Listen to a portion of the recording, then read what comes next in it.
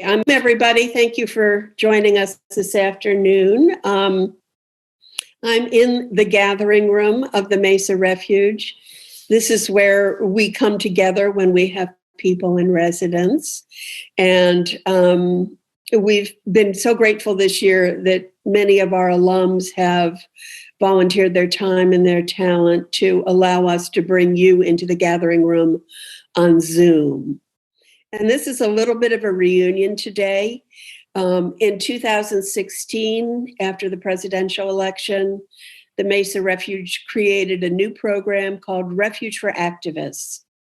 And the idea was, in addition to writers, we wanted to be able to give respite to people who were working hard on the front lines. And this was generously funded by the Ponterea Foundation. And our first cohort of activists gathered here at the Mesa just this time in December of 2017. And Sara Campos was one of that group. She dazzled us with the beautiful prose of her novel, The Revolutions of Mathilde, which she's still working on. The good ones all take time. In addition to being a writer, Sara is also a consultant and a lawyer.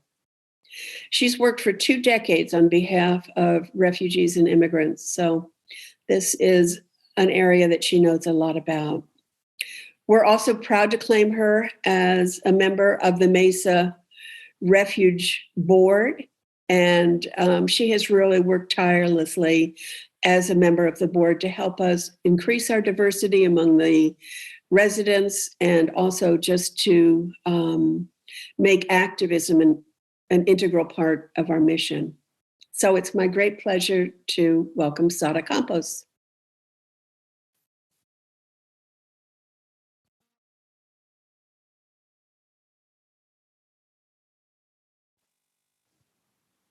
I have to unmute myself. Can you hear me?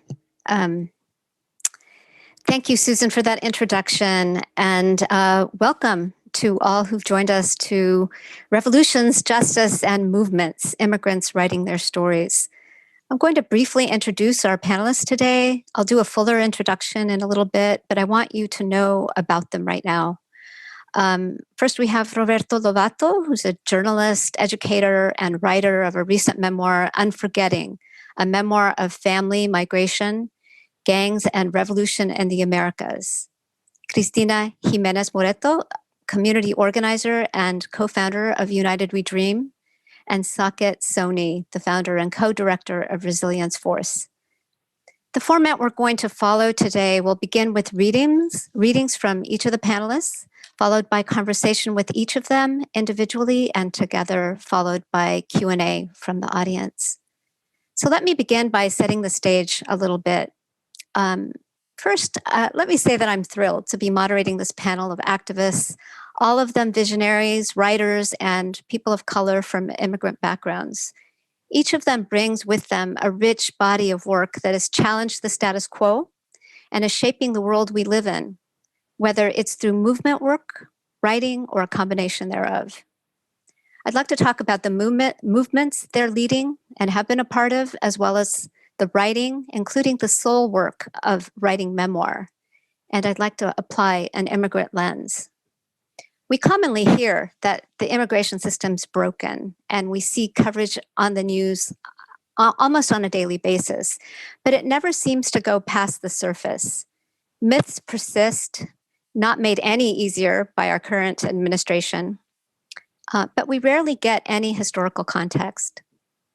It is books like Roberto Lovato's that gives us a window into how countries in the Northern Triangle of Central America have been pummeled, largely with our complicity and intervention. These are the very countries that have generated so many asylum seekers at our borders in recent times. Roberto's book helps us to connect those dots. With that, I'd like to introduce our first panelist, Roberto Lovato. Roberto Lovato is the author of Unforgetting, a memoir of family, migration, gangs, and revolution in the Americas. A New York Times editor's choice that the paper had also hailed as a groundbreaking memoir that is powerful. Newsweek listed Lovato's memoir as a must-read 2020 book, and the Los Angeles Times listed it as one of the 20 best books of 2020. Lovato is also an educator, journalist, and writer based at the Writers' Grotto in San Francisco, California. As a co-founder of Dignidad Literaria, he helped build a movement advocating for equity and literary justice for the more than 60 million Latinx persons left off bookshelves in the United States and out of the national dialogue. A recipient of a reporting grant from the Pulitzer Center, Lovato has reported on numerous issues: violence, terrorism, the drug war, and the refugee crisis from Mexico, Venezuela, El Salvador, Dominican Republic, Haiti, France, and the United States, among other countries. Welcome, Roberto. Unmuted, my pleasure. Thank you for inviting me, Sara, and thank you to the Mesa Refuge for sponsoring this wonderful program with people I've known for some time, either in work or in name, in immigrant rights. So thank you.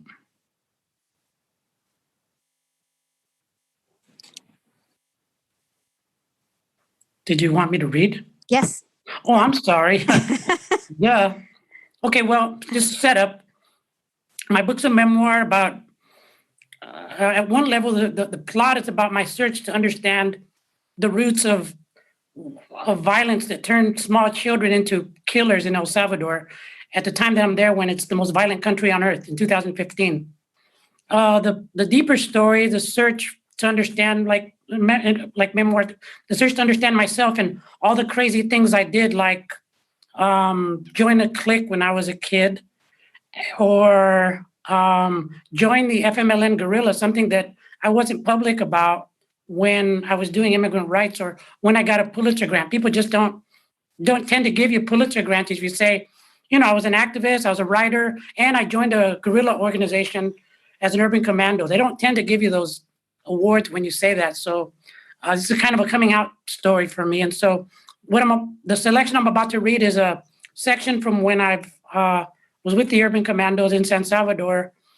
We were sabotaging infrastructure and challenging the fascist military dictatorship responsible for killing most of the 80,000 people killed in El Salvador at the time. And so I left from San Francisco, and I left a woman that I think you knew, Sara, back in the day. Let's call her G, because she doesn't want me to use her real name. She's still here in San Francisco. We're still friends. And I fell in love with her, but I had left. I was already made a commitment to go to El Salvador, and I was full on in the guerrilla organization when that's where we are. So I got my own shock months later as I was laying in my apartment in San Salvador, sipping some cola champagne, one of the piss gold soft drinks every Latin American country has. I was reflecting on how much things had changed for me since leaving San Francisco the year before, when the phone rang, an unusual occurrence, given that I lived in a place that few except the compas, the compañeras and compañeros, knew I was at. Bueno, may I help you? Hola, Beto. The sweet, silky voice sounded familiar, but before my heart leaped, I paused. Gee, I asked. Yes. Where are you? San Salvador. San Salvador? Yes, I'm here. Okay, I remained silent for a moment, stunned at the fact that this woman who publicly represented the FMLN had somehow managed to get into the country. The Salvadoran government had her and other publicly identified members of the Frente on their list of people to detain on site at any airport or border crossing. G could be killed if they caught her here. What are you doing here? I asked. I'm here on some important business and I need to speak with you, she said in her trademark no-nonsense tone. Sure, when and where do you want to meet? Let's meet where the light shined, she said, which was code for Las Antorchas, an open-air restaurant frequented by the compas. The restaurant had torches all around its edges. I wanted to know about this special mission almost as much as I wanted simply to see her. I showered, put on some nice clothes, and armed myself with my secret weapon, Jovan Musk Oil, my preferred cologne. I showed up a little late to find a smiling G already there. A white-haired guitarist was playing Ella, a lovely bolero from Mom and Pop's era, in front of a couple at a table nearby. G was looking ever the summer beauty in a black flowered dress that hung on her body tightly, wonderfully. The Salvadoran sun made her round face look especially radiant. Being G, she rocketed through the niceties, then started in on the reason she'd come. The smell of flat iron beef grilling on beneath the thatched palm roof and the fancy blue tropical drinks with little wooden umbrellas in them gave the restaurant on busy Boulevard de los Héroes a suave, intimate beach vibe made stronger by all the antorchas. So, T, she started, I'm here with some important news. How did you get into the country? The compañeros got me some glasses, a wig, and a fake passport, and I came in through the Guatemala border, she said en voz bajita. Wow, that's pretty gutsy. Noting her need to talk about the mission, I asked, so what brings you here? Well, to be honest, you left me in limbo, T. Huh? Limbo? What do you mean? What the fuck is she bringing this up for? Before you left, she said, when we were getting to know each other in San Francisco, you said we were more than friends. You gave me chocolates, you wrote poetry, and gave me other signs that led me to believe that what you said was true. Well, that's kind of true, I guess, but yet on the other hand, you left things ambiguous, she interjected, like you weren't sure that what we were after such beautiful moments spent together. Okay, yes, I said, still waiting for the larger mission to reveal itself. You know, Veto, you know me, Veto, you know I like to be clear, said G, sounding like the focused diplomat and explosives expert that she was. Yes, you do. You know I can't stand ambiguity. No, you can't. So I would just tell you, Tito, I'm in love with you and need to know how you feel about me. I've been living with this ambiguity since the last year and want you to be clear with me. I can't keep living like this. Uh-oh. That's what she fucking came here for? Me? Fuck. Subversive in war turned out to be also mean subversive in love. My immediate thought, G came here to undermine my game plan of macking on lots of women in wartime El Salvador. But I also recognized our shared desire. I kept looking at her in disbelief, and the rush of memories came back to me, walking near my old church, talking about opera, feeling like she actually liked me for me, despite feeling like a fucked up kid in a mission. Fuck. So I did the obvious thing any red-blooded revolucionario salvadoreño macho would do in such a potentially explosive situation. Excuse me for a second. I have to go to the bathroom. I'll be right back. Okay, she said, in that tone that said, what the fuck? On my way to the bathroom, I walked up to the old guitarist dude playing music in the restaurant and whispered in his ear. Then I went to the bathroom, combed my curly hair, and washed my face before I came out blasting like I was Michael Corleone entering gangster life at the Bronx Italian restaurant. I strolled back to the table.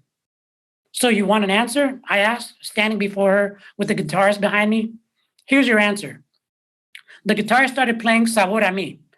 I'd first learned the lyrics to the classic bolero turned lowrider oldie about the lover's taste when Pop used to play it for Mom.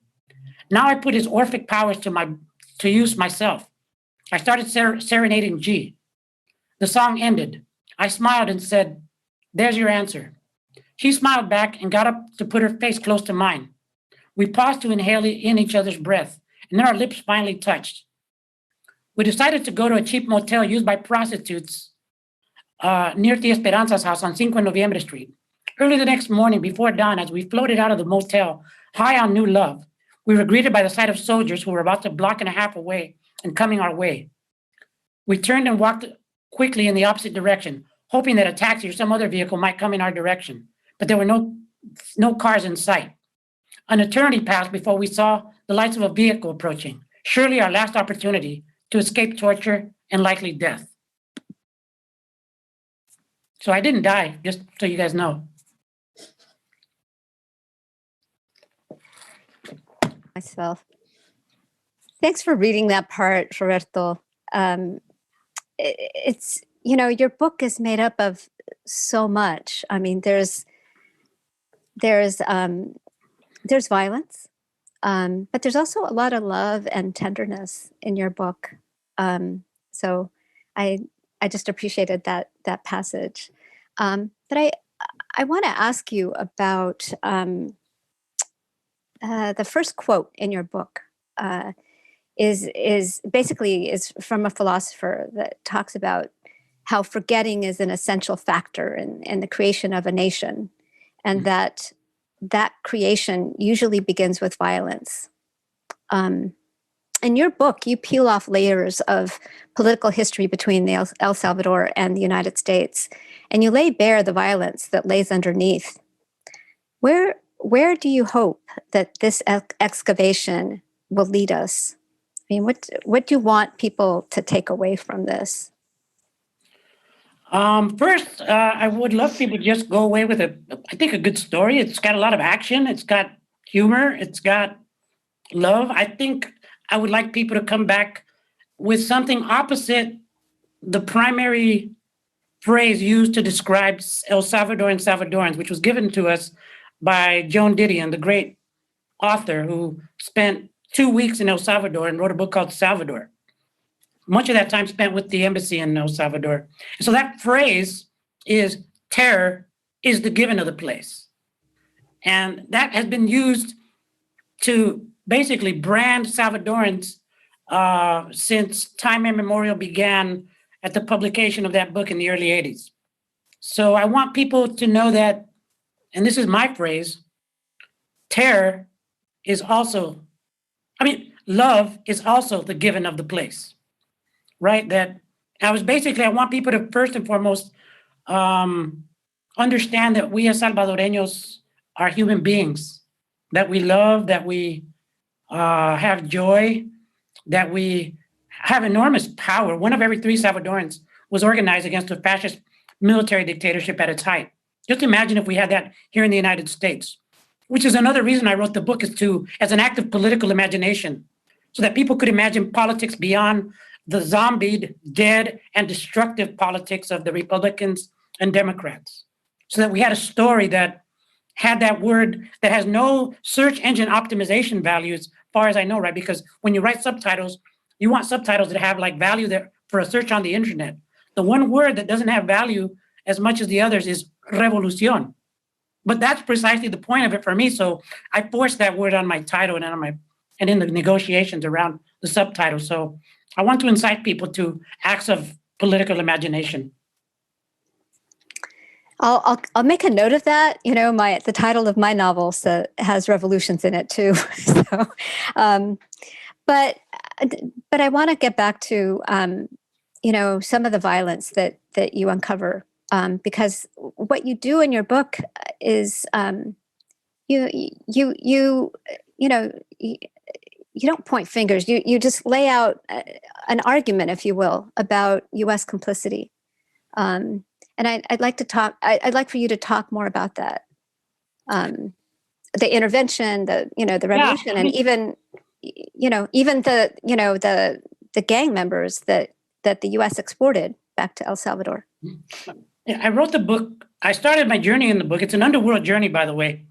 There's a lot of different underworld that I go into, whether it's the underworld of the gangs, the underworld of the guerrillas, the underworld of family secrets, right? And the secrets of nations. These are all, for me, different kinds of underworld. And one of the underworlds I go to is the secrets hidden out in Karnes, Texas, where my journey begins, right? The immigrant prison, where I meet a child and a mother whose stories just move me to action. I decide I'm going to do something about what I heard. This disgusts me, and I want to spill the beans of the story that I've been accumulating over almost 30 years about the relationship between the U.S. and El Salvador, the story of the war, and the U.S.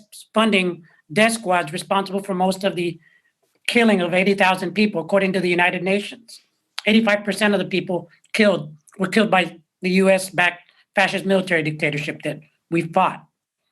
Then you have the migration crisis unleashed, and it comes in different phases. And I saw that I first met refugee children and unaccompanied minors back in the 90s, right? And then you have the beginnings of the gang issue in Los Angeles, where I just happened to be when I was the head of CARECEN, Central American Resource Center.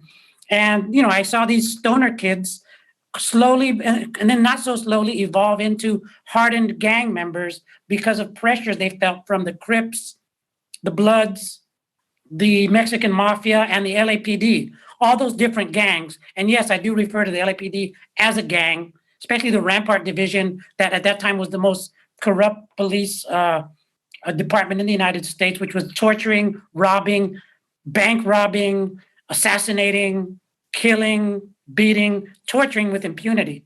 So, and oddly enough, Rampart and LAPD were trained by some of the Pentagon trainers who were training the death squads and military in El Salvador, I found out in the course of writing this. So there's all these circuits of interconnection. I came up with this idea of a circuits of counterinsurgency policing, which essentially is what Black Lives Matter is fighting now.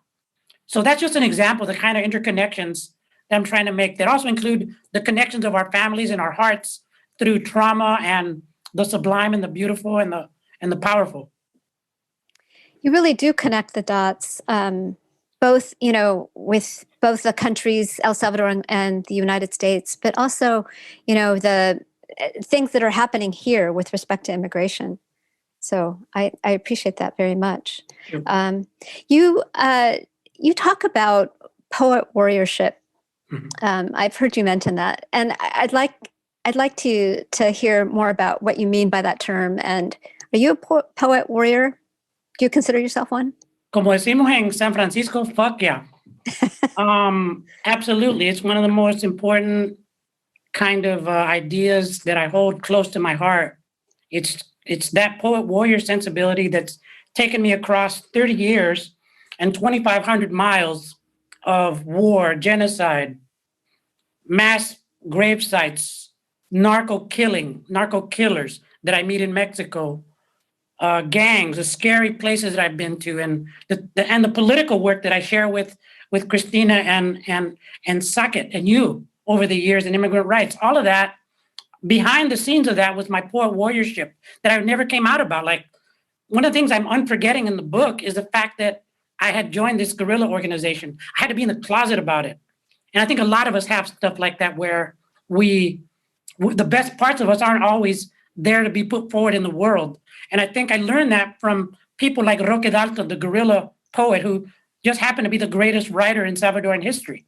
But that goes back to all the way to people like Jose Martí, Gabriela Mistral, Neruda, Galeano, Rosario Castellanos, all these writers throughout the Americas who have a sense not just of this kind of hoity-toity, artsy-fartsy concept of art and literature and poetry that many have here in the United States.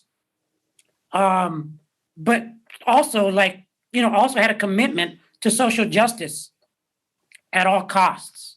And that revolutionary sensibility, I think, is what I'm putting out in the book and in my next book, because I don't think we're going to be able to liberal progressive our way out of the challenges that we're going to face right now in terms of not just Trump fascism, the limits of the Democratic Party, which are abysmal. Even if we get through that and get through the economic decline of the US and COVID, we then are ready for the fight of our lives, climate change. So given that scale of epic struggle that's unprecedented in the history of the world, I thought, shit, I better pull out my best stuff. I better break the piggyback of my political imagination and throw out the best stuff that I have. And that's what I think is the spirit of the poet warrior does. Terrific. I want us to talk a little bit more about that in a little bit. But I want to move on to our next panelist, Cristina. And let me introduce her for you. So Cristina Jiménez Moreta is a community organizer, strategist, and freedom fighter. Cristina is co-founder and former executive director of United We Dream, the largest immigrant youth-led organization in the country. She migrated to the U.S. from Ecuador with her family at the age of 13, growing up undocumented. Over the last decade, United We Dream, under Cristina's leadership, has grown into a powerful network of over 800,000 members and has played a pivotal role in shifting the politics and narrative about immigrants and immigration, ultimately influencing policy. Cristina was instrumental in United We Dream's successful campaign for President Obama to sign Deferred Action for Childhood Arrivals, DACA, into law.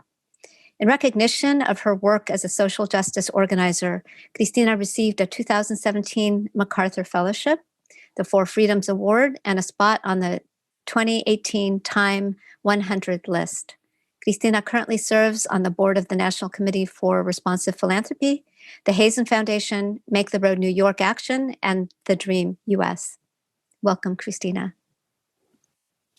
Thank you, Sarah, and thank you, everyone, for joining us. I am imagining being back at the Mesa Refuge and the home in the gathering room, and it's wonderful to be with all of you. I just want to get started with congratulating Roberto. Congrats on your book. It is a source of inspiration and ánimo for many of us in the Latinx community as writers. And I am so grateful for your story and for coming out about stories that you had not shared about before. We're so lucky to have your story in our community. Thank you. And so great to be here with a colleague, Saket, who's a movement leader and organizer that I admire very much. So it feels like a bit of a family reunion here in the gathering room at Mesa. So for context, I'll just say that I am working on a memoir that will be published at some point next year. And I'm working on my manuscript as we speak. I was working on it earlier today. So I'll be sharing an excerpt from the work that I've done so far. And I'll start with a story that actually takes us back to 2018. It was a hot and humid summer day, and it was 2018. We had just finished moving the last boxes to our new home in New Rochelle. Walter and I were sweaty, sticky, and just physically exhausted. At 4 p.m., I got a call from my mom. With a tremulous voice, she said, "Mija, your dad is not doing well. I'm afraid something serious is happening, but he does not want to go to the hospital. Ayúdame." Dad had fainted for the third time in 1 week at work. He was having difficulty breathing and was feeling very groggy. Concerned about losing days of work, being questioned about his undocumented status, and not having money to pay for healthcare, he was refusing to go to the hospital. I could hear the anguish and powerlessness in my mom's voice. I asked her to put Dad on the phone, and in a firm voice said to him, "I'm heading over to pick you up. I'm taking you to the emergency room. No excuses. Be ready." Walter and I drove as fast as we could to pick them up from their apartment in Jackson Heights, Queens, where we grew up. Mom and Dad were waiting for us in the lobby of their apartment building. Dad was curved over as he walked slowly towards the car, struggling to get oxygen into his lungs. He was taking deep inhales. Mom was pale and her hands were shaking.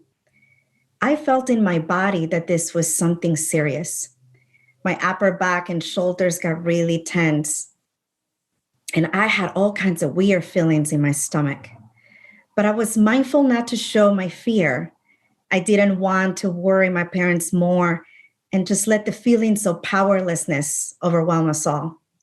I took a deep breath and we headed to the hospital. We rushed into the emergency room. There were only about 8 people seated in a large waiting room. We sat in the back, waiting to be called by a nurse in dark blue scrubs.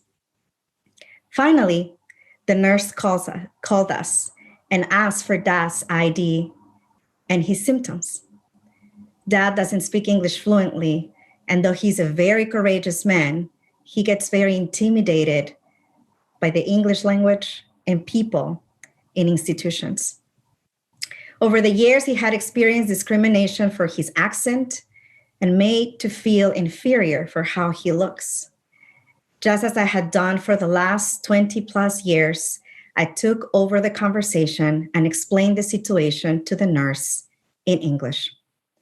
I knew this will comfort Dad and make him feel more at ease and less anxious. Dad usually jokes about this dynamic between him and I. Cuando estoy con mi hija, me siento tranquilo, he often says. Dad didn't have a state ID. Post-September 11 in the early 2000s, the state of New York stopped issuing local IDs or driver's licenses to undocumented immigrants in the name of protecting the country from terrorists. Upon arriving in the US, Dad worked in a car wash on Queens Boulevard for about a year until his friends helped him to get a better job in construction. It was at his first job that I, as a 14-year-old, indirectly experienced exploitation in the workplace for the first time. As the only person in my family who will speak English fluently, I helped my dad talk to the car wash owner to get the full amount of wages he had earned. My dad and other undocumented workers at the car wash had not been paid for weeks. When I asked the owner to pay my dad and the other workers, he responded, "Well, if they don't like it, they can leave." Who could we reach out for help? I felt a deep sense of injustice and powerlessness because seeking help could get my dad, his coworkers, and my family deported. The wages were never paid. When he joined a construction company in New Jersey, he started as part of a cleaning crew and learned carpentry along the way. Most of his coworkers were also immigrants, and many of them undocumented. Dad was short, but very muscular, with a wide back and bulky arms. My brother Jonathan and I used to joke that he was the Hulk, a jokester and a lover of pasillos, a genre of indigenous Ecuadorian music, very popular in Ecuador, Peru, and Colombia. He used to drive to New Jersey for work at 4 a.m. every day, blasting pasillos from Julio Jaramillo and Carmencita Lara. He will come back home exhausted, with dirty construction clothes and just enough energy to eat dinner before going to bed. The next day, he'll be up and ready to go by 4 a.m. again. When his driver's license expired and there was no way to renew it, my whole family was anxious. Dad had to drive to work. Not having a license will make him even more vulnerable to deportation and limit his options for work drastically. Without a license, Dad drove to work with fear that he will be stopped, but he took the risk because he was the breadwinner in our family and there were no other jobs available. One day, on his way back, he was stopped by state troopers at the George Washington Bridge. After he paid the toll, he was given the wrong amount for change. He pulled to the side of the road and went to ask for the correct amount. But when he got to the toll booth, he was stopped by state troopers and they asked him for his driver's license. He was apprehended by state troopers for not having his license and held at the Port Authority police station. When I got the call, I thought of the worst scenario. The state troopers could call ICE and deport him. Crying, I reminded him in a shaky voice not to sign any form or paper because it is very common for police and ICE agents to intimidate immigrants into signing their own voluntary deportation. As soon as I hung up the phone, I reached out to friends I knew at immigrant rights organizations.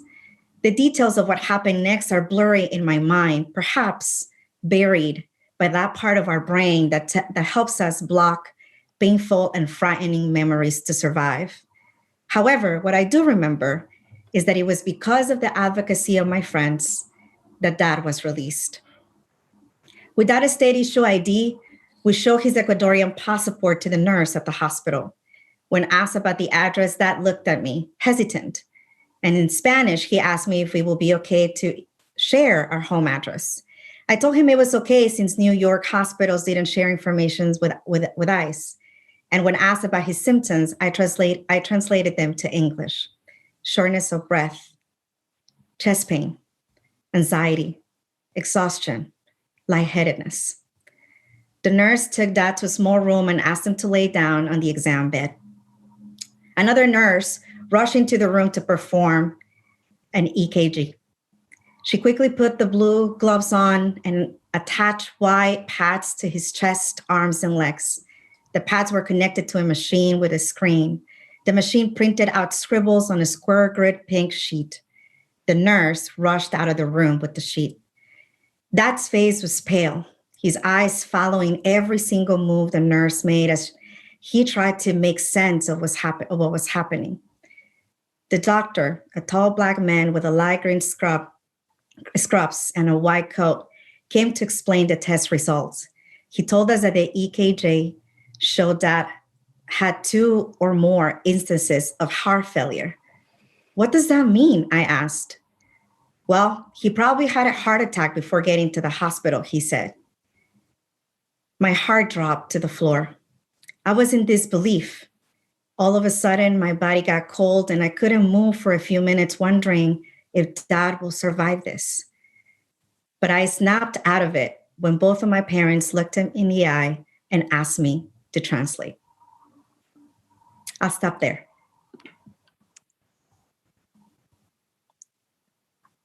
Thank you so much for reading that, Cristina. It so vividly shows, the place that dreamers or all of immigrants have with their parents, the negotiation in life in the U.S. If you are able to speak the language and they can't, and so forth, it's very poignant. Thank you so much. I want to ask you about your experiences that led to your co-founding United We Dream, which I think injected new energy into the immigrant rights movement when you all did that, and it continues. But I want to hear a little bit about your experiences leading up to that. I think that it is truly the experience that I shared through this story and many more that undocumented immigrants go through that for me not only created very painful experiences, but also a lot of shame about being an immigrant, being undocumented, having an accent. And as a young person, like many other young people of color, immigrants, women, or queer young people, experience all kinds of bullying in school. So, I think that often we focus on the fear of deportation because it's real and it's present in people's lives every day. But I wanted to, one of the things that I want to do in the book is also talk about other experiences that we have beyond deportation as people of color in this country, as women, as undocumented people that may not be as visible in the narrative and in the conversation. And beyond these experiences, I will truly say that for me, it was facing the reality that friends could be deported, especially post 9/11. Many young people that I knew were getting caught up in the deportation system. My own partner, Walter, who's one of the first deportation cases that I joined in, fighting to stop, was truly, for me, the entry point because it created the urgency, but also for me, it really helped me lose the fear. And I was able to move from a place of shame and powerlessness in organizing with other people to a place of empowerment and using my voice, my time, and taking action together to stop deportations. As that was the entry point. But certainly to create spaces for other people to go through that transformation from shame to feeling empowered and to feeling worthy of dignity.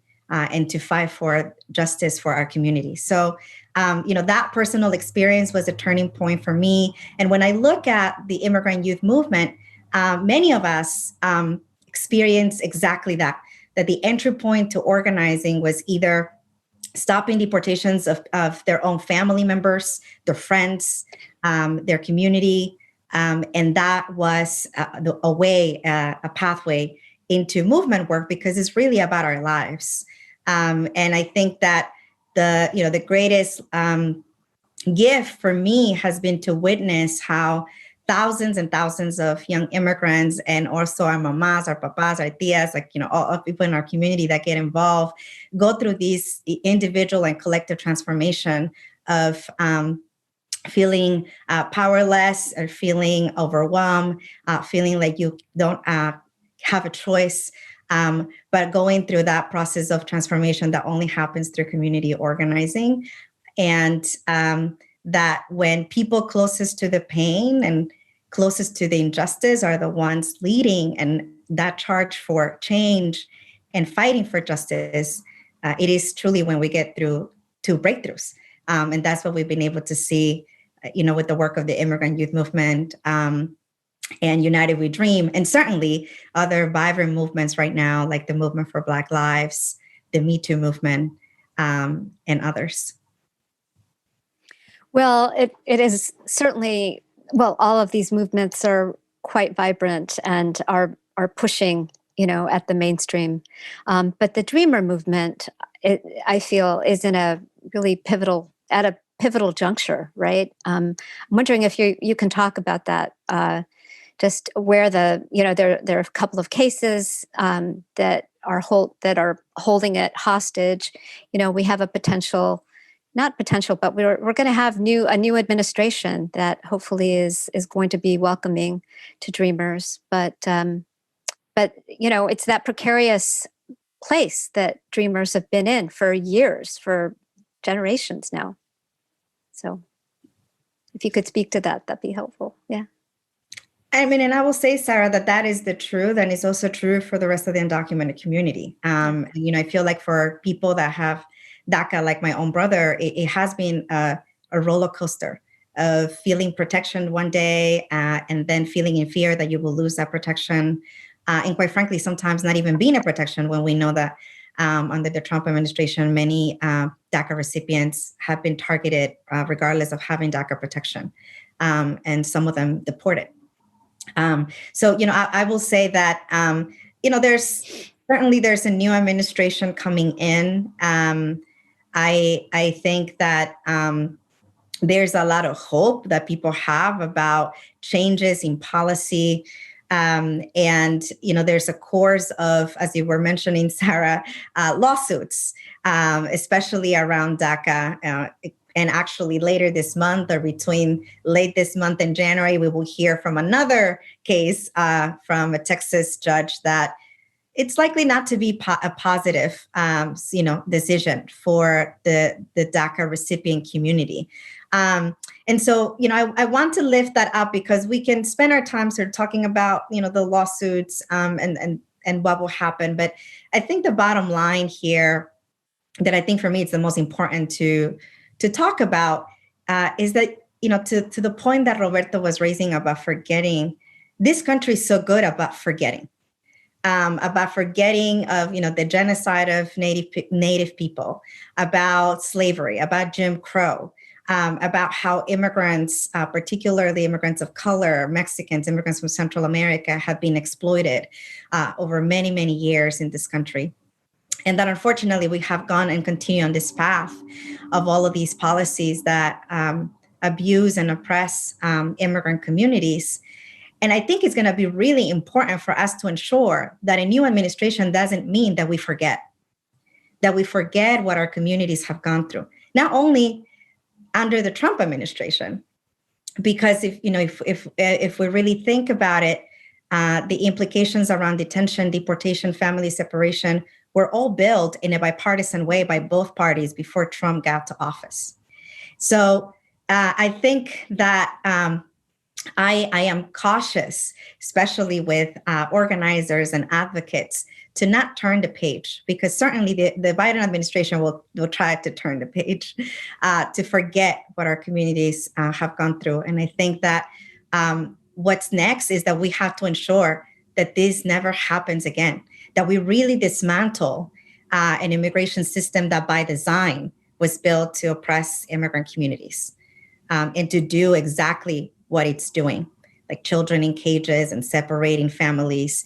And the vision is that we have to build the new, and that immigrants and movements led by immigrants are critical to building the new in this country, and to be part of the work that we need to do to truly be the country that we aspire to be, that we have never been, right? The country of justice and of dignity, and truly a multiracial democracy.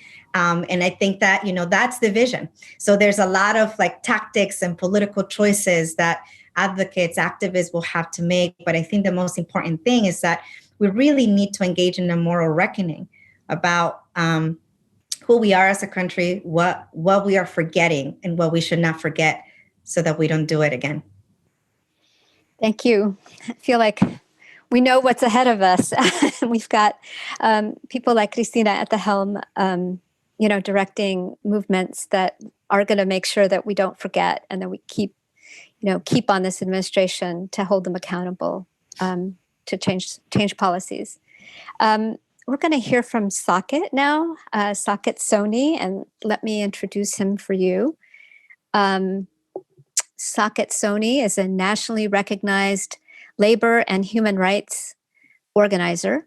He is the founder and director of Resilience Force, the national voice for a new workforce that has emerged to repair America in the midst of climate change, including hurricanes, floods, and fires.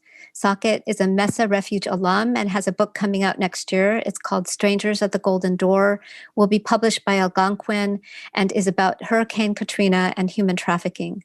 His work has been featured on the New York Times and NPR, and a profile published in USA Today called him an architect of the next labor movement. Saket is an immigrant himself from New Delhi, India. Welcome, Saket. Thank you, Sara. And I am so happy to be here. I too am imagining all of us sitting at the Mesa Refuge, but not in the gathering room. My favorite spot is that round table right outside the kitchen, if it's still there, where the hummingbirds fly over. And I'm especially happy to be here today because I'm so proud of you, Roberto. I'm like right in the middle of the book. I love it. And it's very brave. It's very brave. And thank you for giving it to us. It cannot have been easy to write that. But it's a gift. And for those listening or watching, if you haven't read Carolyn Forche's review of Roberto's book, I'm adding it to the chat, and please read it, and please buy a copy for yourself and a copy for your friend. And I'm also so happy to be here with Cristina, who is the genius title is very well deserved. I know Cristina's work, and she is maybe the best, one of the best organizers in any movement, not just in the immigrant rights movement. So I hope you are planning to finish the memoir, Cristina, because it's not like you're not busy. So thank you, Sara, and thanks for inviting me. I'll read a section of this book, which is about a group of workers who arrived in the United States after Hurricane Katrina. I was a labor organizer in New Orleans after Katrina, and wound up fighting for freedom on behalf of 550 workers who arrived from India and were put in a company-owned labor camp as they built floating oil rigs for a large defense contractor.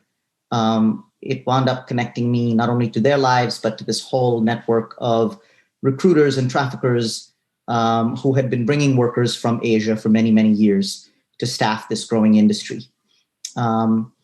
It's nonfiction, and this section I'm reading starts with the arrival of the very first group of men from Punjab to Alabama and then into the labor camp in Mississippi.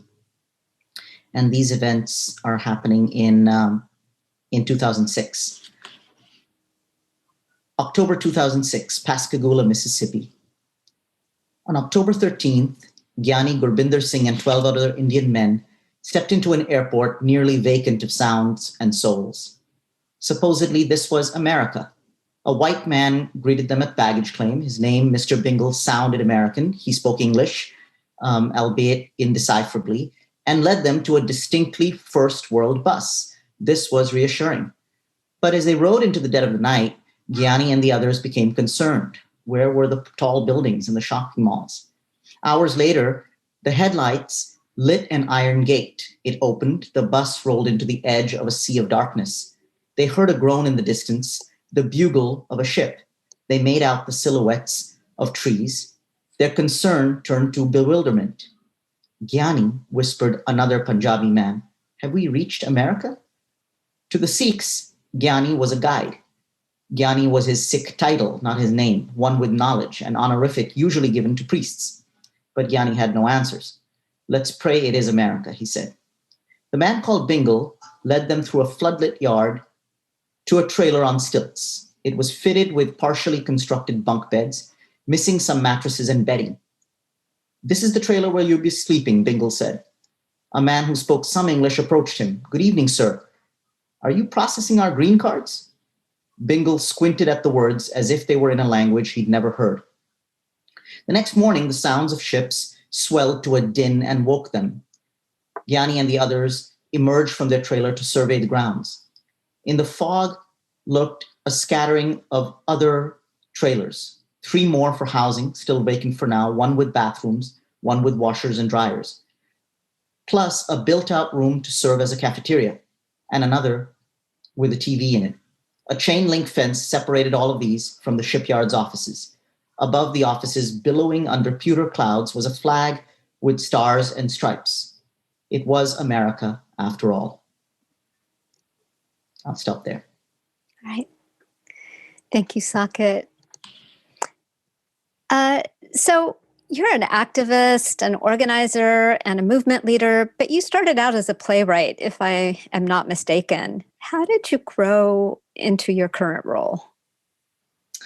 I was a theater director who wanted to be a playwright. I arrived on a scholarship from India to study English literature and theater in Chicago.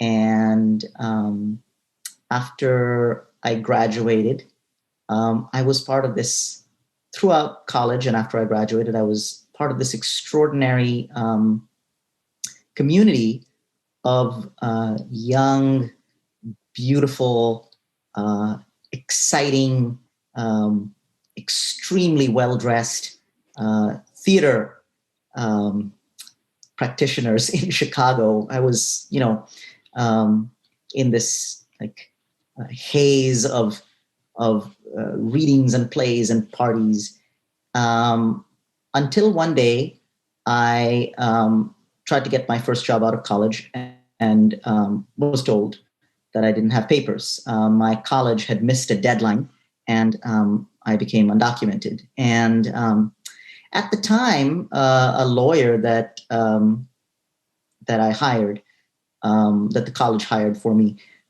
made it sound like not much of a problem. I was more concerned about my unreturned library books that were stacking up fines than I was about my immigration status. He assured me that there was change coming in Washington and I could probably get swept under some big legalization. That was in the summer of 2001, and those prospects changed very quickly on September 11th. I was riding a train that morning to a place where I was directing a show, and I had a backpack, and a very nervous passenger asked very loudly if it was a bomb. And I got off the train and hours later realized why he was asking, that terrorists had flown planes into the World Trade Building. So my life changed very quickly. And for the next few years, I continued to do theater, but I did it really with a whole different crowd. I got to meet all of these refugees, asylum seekers, immigrants, really from political movements around the world in Chicago, and built a theater company. We produced plays about their experiences. And coming out of that experience, I was really clear that I wanted to change the system that had brought us together rather than just make plays about it. So that led me to organizing. Can you tell us a little bit about the Resilience Force? You're really on the cutting edge of immigrant rights and climate change and migration. Can you tell us a little bit more about that? You know, since Hurricane Katrina, climate change has made disasters more destructive. Katrina was really the first disaster that most Americans watched and absorbed for scale. But now, where many of you are in California, there are fires every year. In the months leading up to the American presidential election, 5 million acres of the American West burned in a shorter period than ever before. And 29 hurricanes, 29 Atlantic storms rose up this year, 11 hurricanes, 6 hit the United States, 2 in Louisiana. So there's just this extraordinary scale at which climate change and the warming of the earth is causing these disasters. And when the disasters hit, they upend lives, destroy buildings, homes, schools, and towns. And the people who come to do that rebuilding are in large proportion immigrants. We call them the resilience workforce, like auto workers in a different era. These are people doing new kinds of work that is just emerging on people's radar. Most people don't quite understand that this work is happening, but for many people, their lives depend on it. And the interesting thing about these workers is they hold a really special kind of key in our storytelling, in our culture, because in places where disasters hit, particularly in rural places and conservative places, mayors, governors, homeowners, renters, suddenly people's lives are depending on the ability of these workers to put homes back together, schools back together. So, there are bonds being built between immigrants and non-immigrants. And many of these workers are from the Northern Triangle. Many of them are from Guatemala, El Salvador, and Honduras. And actually, even back in New Orleans after Katrina, much of New Orleans after Katrina was rebuilt by laborers who had to leave Honduras because of the dry spell of 2004. The dry corridor produced so many of the people who left and then wound up rebuilding New Orleans. So this is an emerging workforce, and not just an emerging workforce. I mean, I know many of these people, thousands of these workers, and they're extraordinary because they've taken on the rebuilding of the world as a vocation, much like teachers are deeply committed to building new and beautiful human beings. These are workers really committed as an active vocation, just like Roberto is committed to the truth and Cristina is committed to building power. These are people who deep in their bones are committed to the world they're rebuilding. It was an amazing New York Times feature, I think. I'm not sure if it was in the magazine, maybe Saket, you could put that in the chat. Sure. It talked about resilience workers, showed their photos, and showed the, not just acceptance or tolerance from, people who were using their services to rebuild, but just respect, from knowing that, these folks are, they're rebuilding their communities. So, so we're going to talk, bring in Roberto and Cristina, Saket into the conversation together, and we'll talk a little bit, and we'll see if there are any questions in the chat. But I want to bring us all back to the whole question of writing, because you've all been activists. Some of you are still activists and very much part of the movement, the rights movement for immigrants. Writing takes a lot of time. It takes considerable time, but so does movement work. And I would love to hear from you about how you fit writing into this work.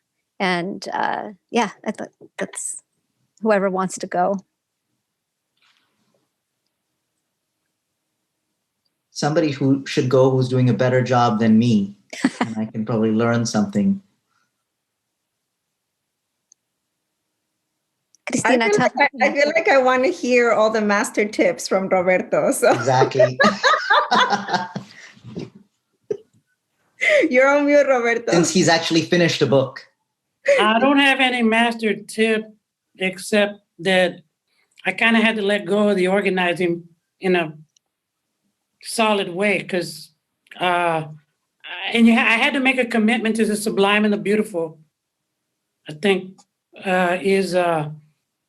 was the core part that fueled my thing. I mean, and I always the rage against the machine is there, providing the gasoline and the volcanic lava that kind of fertilizes the beautiful green valleys and whatnot.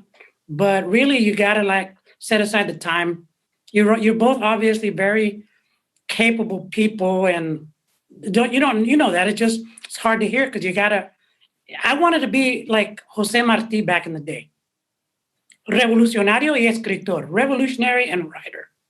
I didn't realize that dude grew up in an agricultural age where things kind of work differently. And I'm growing up in the digital age, globalized, neo-fascist world of today. So it's one thing to be a poet warrior in the agricultural era. It's another to be one in the urbanized kind of world that we live in with climate change and everything else. So for me, when I teach writing now, I teach the power of commitment. It's commitment. You all know that. Once you commit, shit happens, right? Shit just happens when you commit to what you're doing. And so the same thing happens with writing. I committed to writing actually and started doing journalism down there right after Katrina. I met some of those resilient workers. I snuck onto a military base, a Belle Chase military base where they had all these enslaved workers, basically. And I heard stories just like, and I had totally forgotten I did that until I heard Saket. And, you got to set aside the time, man. And there's no other way around it, honestly.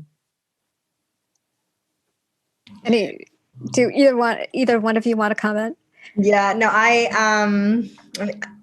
I'll jump in to say that definitely resonates, Roberto, and creating some of the space, right? I think that when you said that you had to make the clean cut to create space to write from the organizing, it resonates with my challenges and kind of still sort of being in both. And I will say that for me, it's been part of the rage and how other people write about our stories that really got me into the commitment phase of wanting to write and actually making it happen. I always enjoy reading, and writing a book was not necessarily like my bucket list, but over the years, organizing the frustration and the rage of other folks writing about us and our lives and our struggle and our movements and misrepresenting us, really was the fuel for me to make the choice to write. And I'm discovering through the process that it is a process. It's not that you just, write for a few hours and then you go into your organizing. Maybe it works for some people that way. But I think having this spaciousness to actually detox from a lot of what we do in our work, it's very emotionally heavy. We're like carrying so much for so many people as organizers, as community leaders, that I have found necessary to create a spaces for oxygen. And sometimes I just have to cry for a few days. And I don't know why I'm crying, but I'm crying. And after that, I feel like my writing actually, flows. And that was one of the experiences that I had at Mesa too, where I feel for the first few days, I just had to be in silence and connecting to emotions and allowing myself to feel, and then start the process of writing. But I wanted to share both for me, the source of inspiration, which was rage and a lot of disappointment and frustration about how others write about our work, our movement, and our people, and people like me that, really got me here. This makes me feel like the places like Mesa that offer these residencies are just so important for writers, to have the space to devote, to solely writing and get away for a little while from all of that movement work. We have a question in the chat from Elaine Ellenson, who's the chair of our board at Mesa Refuge. Cristina and Roberto, it seems like you are telling stories in your memoirs that affect others in your family. Are there conflicts about how much you can share publicly? How do you resolve them? I think that for me, it's definitely grounding my writing and rooting my writing from a place of love and wanting to make my family and my ancestors proud. Now, that doesn't mean that that there is like perfect family and like perfect life. And I think that the part of my writing actually explores those complexities in a way that is true and in a way that it still honors people and the complexity of human beings and complexity of stories. And, actually a lot of the work, particularly because I speak so much about my parents, comes from conversations with them because, there are many things that we forget. And as I've been writing and working on the memoir, I've actually needed to reconnect with memories that they can help me with and reconnect with and sort of, identify a lot of the pieces that are the connective tissue to many of the stories and foggy memories that I have. So a lot of my writing really comes from those conversations with them and doing it in a way that, both holds the complexity and honors them as well. I would add to that, it's very complicated and difficult because you run the risk of destroying your family if you write the wrong thing. And fortunately, I've had this slogan that I've used. It's kind of like a mantra or slogan, or whatever you want to call it, that I've had as activist and as writer. It was to be bold in word and deed. I determined to do that long ago. And when I committed to writing, I wanted to be true as a journalist and true in the telling of my family, including in the telling of my family story. So I had to lay the groundwork. Because as you read my book, you'll see I became a rebel. The person that most made me a rebel was my dad. By beating my ass, humiliating me, pushing me so that I joined a clique outside of our family. But yet my dad was a poet and just naturally. My dad was a brilliant guy and funny as hell to this day. And, how was I going to tell the story of my dad in particular? Because a lot of it's a father-son story, just like it's a story of a patria and hijo, padre and hijo, right? Because they're connected. You asked me that question about nations and things. They're connected, the patria and the padre, not just etymologically, but in lived experience. Because if philosopher, psychologists like R.D. Laing are right, the first entry point of the state in your life are your parents. So how do you get at that? And I did it very carefully, very deliberately. I would, if somebody can look up the Dart Center, it's a great place to learn techniques if you want to, for example, go into the lives of people that have been heavily traumatized. How do you do it as a journalist? There's techniques there for the, I think not just for the journalist, but for the storyteller. And, so I had to let my dad know, hey, look, Pop, I'm going to tell the story in the truest way possible. It means you're going to come out in all your glory, but then also you're going to come out in all some of the shitty stuff. Like my dad was a big part of this criminal underworld here in the Mission District in San Francisco, running guns from San Francisco to El Salvador. Of course, later I found out that my grandmother was the one who innovated the practice of transferring contraband between San Francisco and El Salvador. So then the story gets more complicated because I have to out my grandmother, my abuelita. So, but I do it, if you do it with love, I think is the way to do it. You do it with love and you communicate it with love, they will understand. My family supports and understands because I was true to what I said I was going to do, to the stories I could be. So we have another question, and this is for Saket. Did you consider writing a play about the workers rather than a nonfiction book? How did you decide what form to use? Well, I'm now glad I didn't write a play about them because lots more people than ever before are buying books and fewer people than ever before are going to the theater. I think the idea of a nonfiction book, and I think Cristina will be able to relate to this. Like, we meet such extraordinary people in our work, and they're not extraordinary because they're perfect. They're extraordinary because they're incredibly complex. Everyone I meet has a book in them or a book about them, that needs to be written. And their lives are hanging together. And, if you really want to organize them to take action, you really have to get to know them. And we get to know these people as incredibly beautiful, complex, gorgeous human beings with difficult challenges and lots of imperfections and everything, ego, greed, but humanity and beauty. And then to win what they need from the US government, we have to turn all of that into the narrowest possible application for relief, right? One way or the other.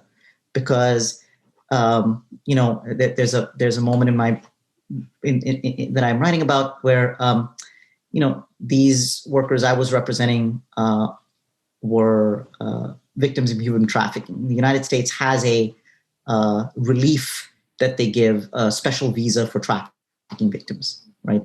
And I would sit with these workers, and one of them, who I was very close to, would say, well, what you should really be writing, we were writing their applications, what you really need to write in there is that I was on an oil rig working in Mississippi, when my son was born. He left for America after his wife got pregnant, and his son was born. He was in the United States, having been deceived by the company that he would get a green card, never did, became undocumented, now was separated from his wife and his newborn son, who he had never met.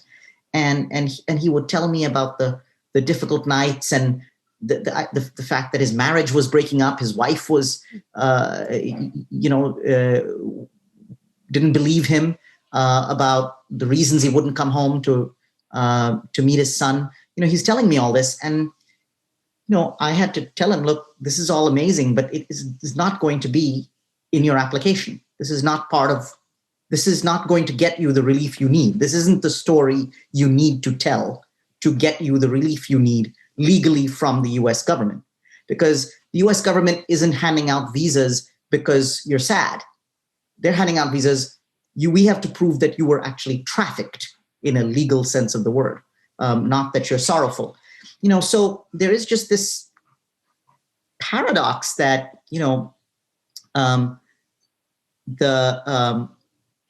there isn't room in the US policy and political imagination for that gentleman's story. And most immigrants are seen in the United States only through the lens of law enforcement or questions of whether they're deserving or not, And so I wanted to write a long form book because I thought, someone like that, if you get to know his life, all the way from India and all the way through how it stretches out, a full-length book is a way of engaging with that person who I know, but you may never meet.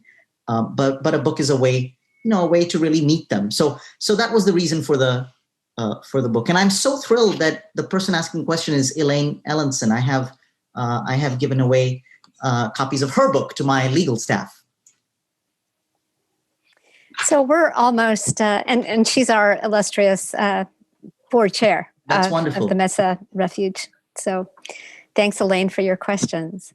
We're almost out of time. So I'm going to ask each of you to give us a minute closing statement about, about whatever topic you want, to close us out. And I'm going to start with Saket, since you were the last to read. Well, I just think that, I wrote my book proposal at Mesa Refuge. I would never have been able to write it if I hadn't been there. It gave me this incredible space. I came back to finish the kind of a major chunk of my first part of the book. And so just I would just close by saying how important it is for us to have these spaces as anchors, because you get this beautiful space and clarity, and then that will sustain you for months, if not a year, where you're waking up in the morning at 5 and writing. But you had that pit stop at the Mesa Refuge, and I guess I would just say, I think reading Roberto's book was a reminder of the difference it makes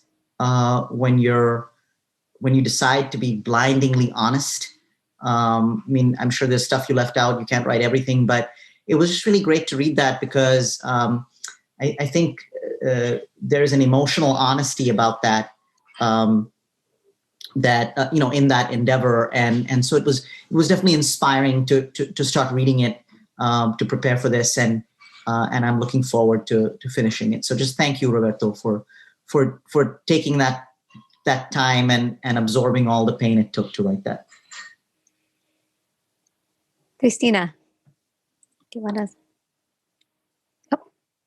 I want to second what Saket said about Mesa. I also finished my book proposal there while I was at Mesa, and I could not have done it without the setting, but also the other two amazing writers that I was sharing the Mesa Refuge fellowship with, and getting to know about their projects and reading to each other.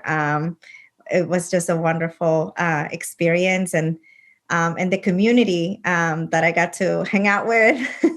I was there right by Dia de los Muertos, so it was just beautiful to be in a place of both community, but also to be able to write.